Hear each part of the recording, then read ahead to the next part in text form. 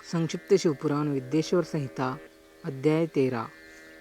सदाचार, शौचाचार, स्नान, भस्मधारण, संध्यावंदन, प्रणव जप, गायत्री जप, दान, ज्ञानतः धनोपार्जन तथा अग्निहोत्र आदि की विधि एवं महिमा का वर्णन। ऋषियों ने कहा, सूत जी, अब आप शीघ्र ही हमें वह सदाचार सुनाइए जिससे विद्वान पुरुष पुण्य लोकों पर विजय पाता है। स्वर्ग प्रदान करने वाले धर्ममय आचार तथा नरक का कष्ट देने वाले अधर्ममय आचारों का भी वर्णन कीजिए। सूत जी बोले, सदाचार का पालन करने वाला विद्वान ब्राह्मण ही वास्तव में ब्राह्मण नाम धारण करने का अधिकारी है। जो केवल वेदोक्त आचार का पालन करने वाला एवं वेद का अभ्यासी है, उस ब्राह्मण की विप्र संज्ञा होती है। सदाचार, वेदाचार तथा विद्या, इनमें से एक एक गुण से ही युक्त होने पर उसे द्विज कहते हैं, जिसमें स्वल्प मात्रा में ही आचार का पालन देखा जाता है, जिसने वेदाध्ययन ही बहुत कम किया है तथा जो राजा का सेवक है, उसे क्षत्रिय ब्राह्मण कहते हैं। जो ब्राह्मण कृषि तथा वाणिज्य कर्म करने वाला है और कुछ कुछ ब्राह्मणोचित आचार का भी पालन करता है, वह वैश्य ब्राह्मण है। तथा जो स्वयं ही खेत जोतता है, उसे शूद्र ब्राह्मण कहा गया है। जो दूसरों के दोष देखने वाला और परद्रोही है, उसे चांडाल द्विज कहते हैं। इसी तरह क्षत्रियों में भी जो पृथ्वी का पालन करता है, वह राजा है। दूसरे लोग राजत्वहीन क्षत्रिय माने गए हैं। वैश्य में भी जो धान्य आदि वस्तुओं का क्रय विक्रय करता है, वह वैश्य कहलाता है। दूसरों को वाणिक कहते हैं। जो ब्राह्मण क्षत्रियों तथा वैश्यों की सेवा में लगा रहता है, वही वास्तव में शूद्र कहलाता है। जो शूद्र हल जोतने का काम करता है, उसे वृषल समझना चाहिए। सेवा, शिल्प और कर्षण से भिन्न वृत्ति का आश्रय लेने वाला शूद्र दस्यु कहलाता है। इन सभी वर्णों के मनुष्यों को चाहिए कि वे ब्रह्म मुहूर्त में उठकर पूर्वाभिमुख हो सबसे पहले देवताओं का, फिर धर्म का, अर्थ का, उसी की प्राप्ति के लिए उठाए जाने वाले श्लोकों का तथा आय और व्यय का भी चिंतन करे। रात के पिछले पहर को उषः काल जानना चाहिए। उस अंतिम पहर का जो आधा या मध्य भाग है, उसे संधि कहते हैं। उस संधि काल में उठकर द्विज को मलमूत्र आदि का त्याग करना चाहिए। घर से दूर जाकर बाहर से अपने शरीर को ढके रखकर दिन में उत्तराभिमुख बैठकर मलमूत्र का त्याग करे। यदि उत्तराभिमुख बैठने में कोई रुकावट हो तो दूसरी दिशा की ओर मुख करके बैठे। जल, अग्नि, ब्राह्मण आदि तथा देवताओं का सामना बचाकर बैठे। मल त्याग करके उठने पर फिर उस मल को न देखे। तदंतर जलाशय से बाहर निकाले हुए जल से ही गुदा की शुद्धि करे अथवा देवताओं, पितरों तथा ऋषियों के तीर्थों में उतरे बिना ही प्राप्त हुए जल से शुद्धि करनी चाहिए। गुदा में 7, 5 या 3 बार मिट्टी लगाकर उसे धोकर शुद्ध करे। लिंग में ककोड़े के फल के बराबर मिट्टी लेकर लगाए और उसे धो दे, परंतु गुदा में लगाने के लिए 1 पसर मिट्टी की आवश्यकता होती है। लिंग और गुदा की शुद्धि के पश्चात उठकर अन्यत्र जाए और हाथ पैरों की शुद्धि करके 8 बार कुल्ला करे। जिस किसी वृक्ष के पत्ते से अथवा उसके पतले काष्ठ से जल के बाहर दतवन करना चाहिए, उस समय तर्जनी उंगली का उपयोग न करे। यह दंत शुद्धि का विधान बताया गया है। तदंतर जल संबंधी देवताओं को नमस्कार करके मंत्रपाठ करते हुए जलाशय में स्नान करे। यदि कंठ तक या कमर तक पानी में खड़े होने की शक्ति न हो तो घुटने तक जल में खड़ा हो अपने ऊपर जल छिड़क कर मंत्रोच्चारण पूर्वक स्नान कार्य आदि संपन्न करे। विद्वान पुरुष को चाहिए कि वहाँ तीर्थ जल से देवता आदि का स्नानांग तर्पण भी करे। इसके बाद धोत वस्त्र लेकर 5 कच्च करके उसे धारण करे। साथ ही कोई उत्तरीय भी धारण कर ले, क्योंकि संध्या वंदन आदि सभी कर्मों में उसकी आवश्यकता होती है। नदी आदि तीर्थों में स्नान करने पर स्नान संबंधी उतारे हुए वस्त्रों को वहाँ न धोए। स्नान के पश्चात विद्वान पुरुष भीगे हुए उस वस्त्र को बावड़ी में, कुएं के पास अथवा घर आदि में ले जाए और वहाँ पत्थर पर, लकड़ी आदि पर, जल में या स्थल में अच्छी तरह से धोकर उस वस्त्र को निचोड़े।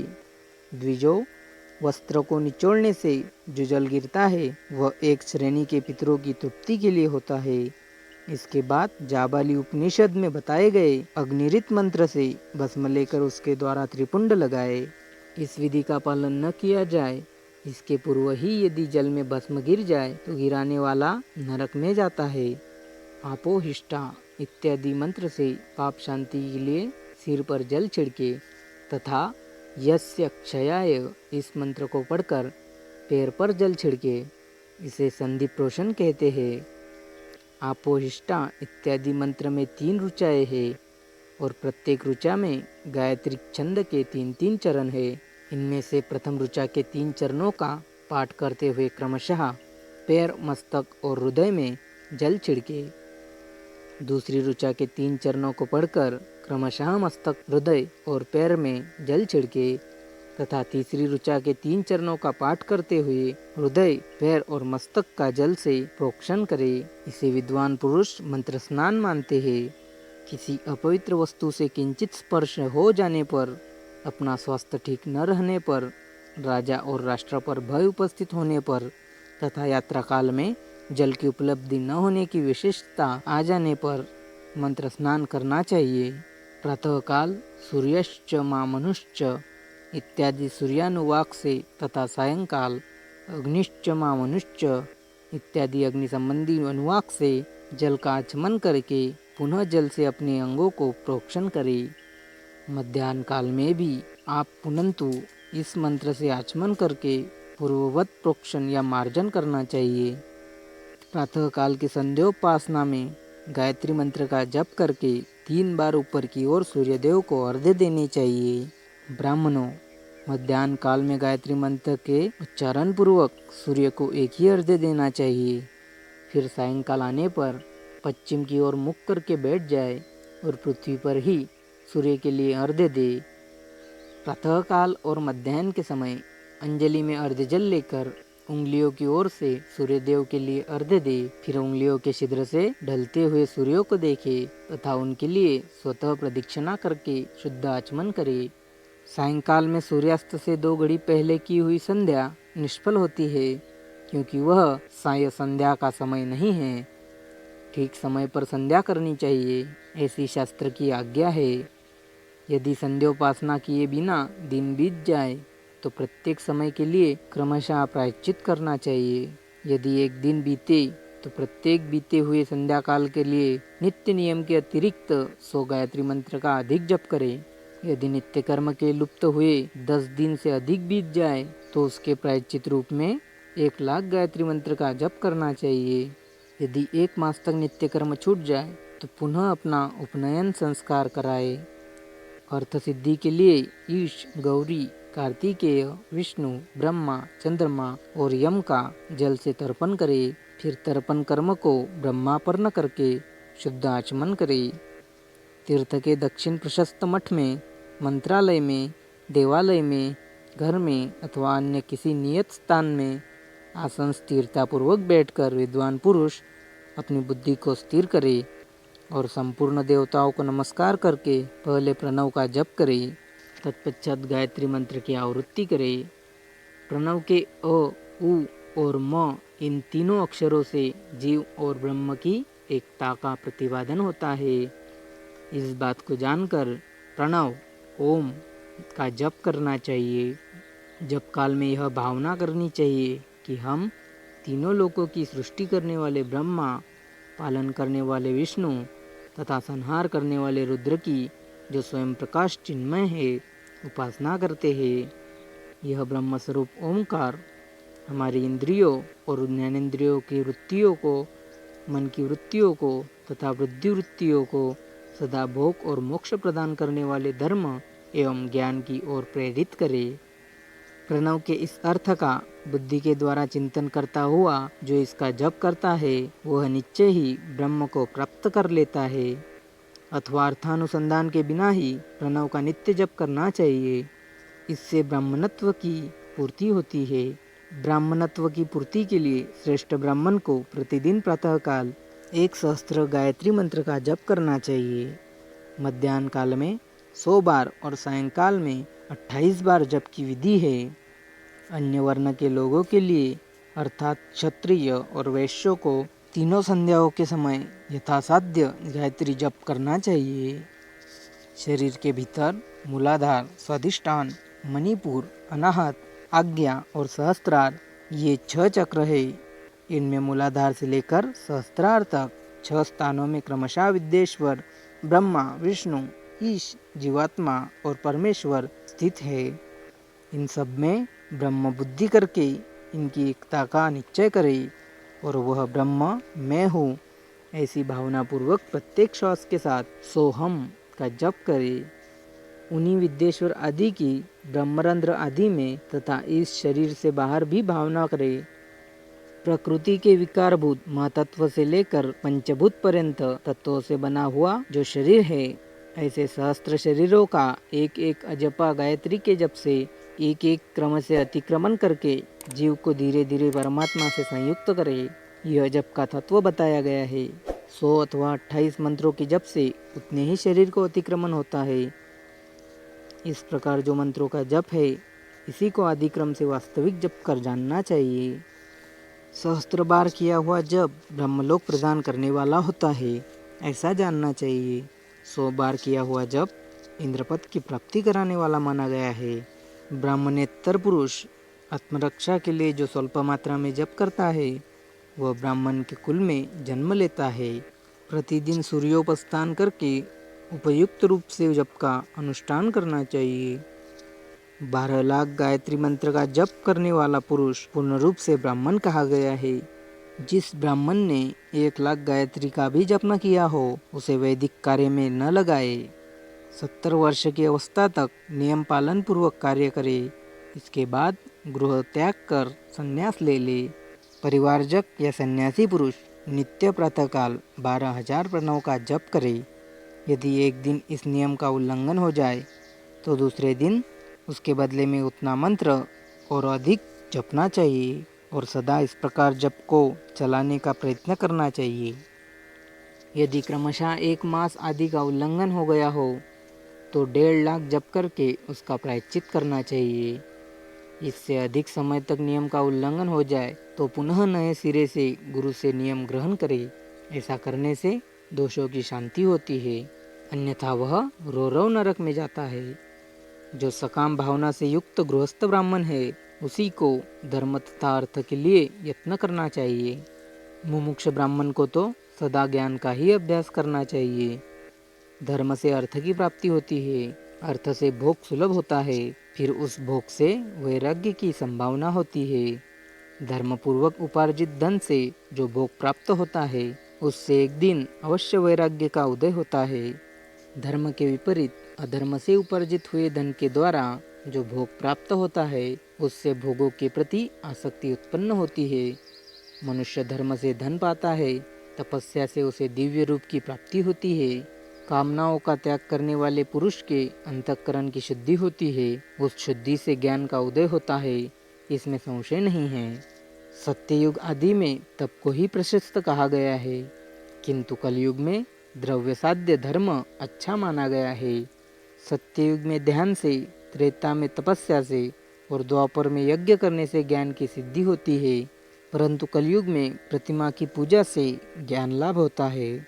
अधर्म हिंसा रूप है और धर्म सुख रूप है। अधर्म से मनुष्य दुख पाता है और धर्म से वह सुख एवं अभ्युदय का भागी होता है। दुराचार से दुख प्राप्त होता है और सदाचार से सुख। अतः भोग और मोक्ष की सिद्धि के लिए धर्म का उपार्जन करना चाहिए। जिसके घर में कम से कम 4 मनुष्य है, ऐसे कुटुंबी ब्राह्मण को जो 100 वर्ष के लिए जीविका देता है, उसके लिए वह दान ब्रह्मलोक की प्राप्ति कराने वाला होता है। 1 सहस्त्र चांद्रायन व्रत का अनुष्ठान ब्रह्मलोकदायक माना गया है।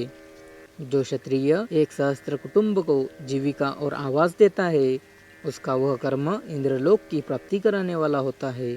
10,000 कुटुंबों को दिया हुआ आश्रय दान ब्रह्मलोक प्रदान करता है। दाता पुरुष जिस देवताओं के सामने रख कर दान करता है, अर्थात वह दान के द्वारा जिस देवता को प्रसन्न करना चाहता है उसी का लोक उसे प्राप्त होता है। यह बात वेदवक्ता पुरुष अच्छी तरह जानते हैं। धनहीन पुरुष सदा तपस्या का उपार्जन करे, क्योंकि तपस्या और तीर्थ सेवन अक्षय सुख पाकर मनुष्य उसका उपभोग करता है। अब मैं ज्ञानतः धन के उपार्जन की विधि बता रहा हूँ। ब्राह्मण को चाहिए कि वह सदा सावधान रहकर विशुद्ध प्रतिग्रह तथा याजन आदि से धन का अर्जन करे। वह इसके लिए कहीं दीनता न दिखाए और न अत्यंत क्लेशदायक कर्म ही करे। क्षत्रिय बाहुबल से धन का उपार्जन करे और वैश्य कृषि एवं गोरक्षा से। न्यायोपार्जित धन का दान करने से दाता को ज्ञान की सिद्धि प्राप्त होती है तथा ज्ञान सिद्धि द्वारा सब पुरुषों को गुरु कृपा मोक्ष सिद्धि सुलभ होती है। मोक्ष से स्वरूप की सिद्धि प्राप्त होती है, जिससे मुक्त पुरुष परमानंद का अनुभव करता है। गृहस्थ पुरुष को चाहिए कि वह धन धान्य आदि सब वस्तुओं का दान करे। वह तृषा निवृत्ति के लिए जल तथा शुद्धारूपी रोग की शांति के लिए सदा अन्न का दान करे। खेत, धान्य, कच्चा अन्न तथा भक्ष्य, भोज्य, लेह और चोप्ष ये 4 प्रकार के सिद्ध अन्न दान करने चाहिए। जिसके अन्न को खाकर मनुष्य जब तक कथा श्रवण आदि सधर्म का पालन करता है उतने समय तक उसके किए हुए पुण्यफल का आधा भाग दाता को मिलता है, इसमें संशय नहीं है। दान लेने वाला पुरुष दान में प्राप्त हुई वस्तु का दान तथा तपस्या करके अपने प्रतिग्रह जनित पाप की शुद्धि कर ले, अन्यथा उसे रौरव नरक में गिरना पड़ता है। अपने धन के 3 भाग करे, एक भाग धर्म के लिए, दूसरा भाग वृद्धि के लिए तथा तीसरा भाग अपने उपभोग के लिए।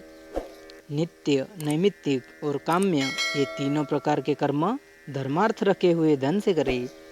साधक को चाहिए कि वह वृद्धि के लिए रखे हुए धन से ऐसा व्यापार करे जिससे उस धन की वृद्धि हो तथा उपभोग के लिए रक्षित धन से हितकारक, परिमित एवं पवित्र भोग भोगे।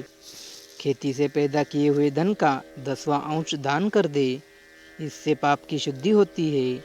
शेष धन से धर्म, वृद्धि एवं उपभोग करे, अन्यथा वह रौरव नरक में पड़ता है अथवा उसकी बुद्धि पापपूर्ण हो जाती है या खेती ही चौपट हो जाती है।